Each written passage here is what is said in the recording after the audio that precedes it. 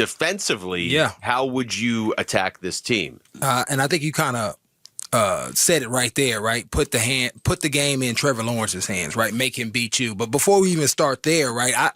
We're transitional technicians in this building, right? And so when you play on one of those units, especially when you think about punt and kickoff, those are also part of the defense. And it's an extension. So let's start there and making sure that we're setting the tone as transitional technicians and being the hammer and not the nail. That's right.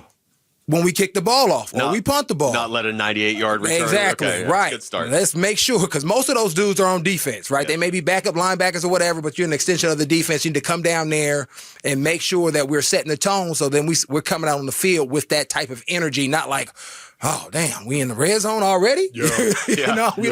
We don't want that feeling. So let's start there. And it does make a difference because I've been around a lot of teams. When you get a big hit, a big, inside the 20, 25, whatever the new number or line is now in the new dynamic kickoff, we got to make sure that we set the tone there. Then that's where we want to, then we get into the actual defense, right? And that is, I think, stopping the run early, right? Getting them behind the sticks, getting some tackles for loss. We've seen Walter Nolan show up multiple times, right? Want to see Calais, want to see more Darius Robinson in the backfield, making these running backs have to jump cut early. Let's get them down. And then force Trevor Lawrence to win the game.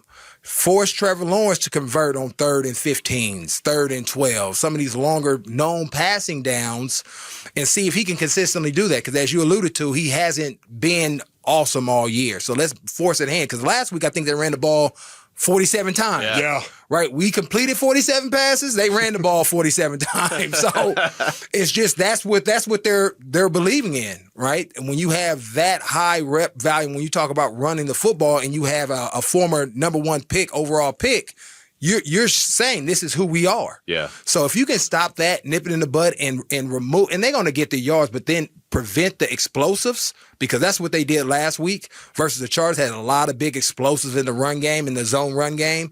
Got to be able to fit those things up. Got to have penetration by the defensive line and put this game in Trevor Lawrence's hands. Yeah.